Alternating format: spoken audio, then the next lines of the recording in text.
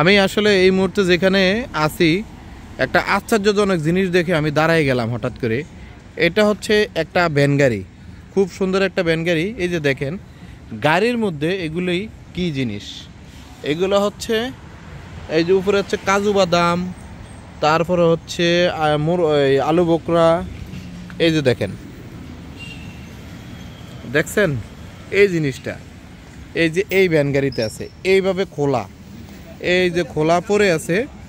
এই যে দেখেন এখানে একটা লোক নাই, কোনো একজন লোক নাই। এটার ওনার, এই যে দেখেন এটার ওনারও কেউ নাই। এই যে এখানে সেম আরেকটা রাখা আছে, এটারও কোনো ওনার নাই এখানে।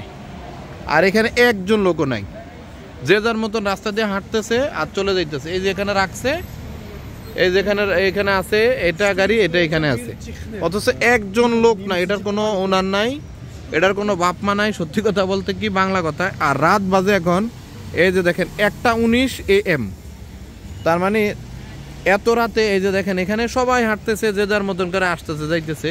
তো আমার কাছে আসলে জিনিসটা খুব আশ্চর্য লাগলো যে এখানে চায়নাতে এই সময় এগুলো এখানে রেখে চলে গেছে, অথচ চুরি হওয়ার কোনো ভয় নাই, চোরের কোনো ভয় নাই, চোরের কোনো উৎপাত নাই, চিটারি বাটপারি দুর্নীতি কিছুই নাই। মানে একটা কথা বলতে গেলে এত সুন্দর একটা দেশ, এত সুন্দর একটা শহর, এখানে কি বলবো, মানে এটাই একটা প্রমাণ। এই যে খাবার, এগুলো কিন্তু খাবার, খুব সুস্বাদু খাবার। এই খাবারটা এখানে রেখে এটার মালিক সে তার মতো করে তার বাসায় চলে গেছে, অথচ দেখেন এখানে একজন লোক নাই, শুধু আমরা দুইজন। আর এই যে ভিডিও করতেছি, আর লোকজন এখান দিয়ে যে যার মতন করে যাচ্ছে আসতেছে। এই হচ্ছে চায়নার অবস্থা। তো ইনশাল্লাহ আমাদের দেশ কোনো এক জন্মে এরকম হতে পারে, আমরা সেই প্রত্যাশায় আজকে এই ভিডিওটা এখানে শেষ করলাম।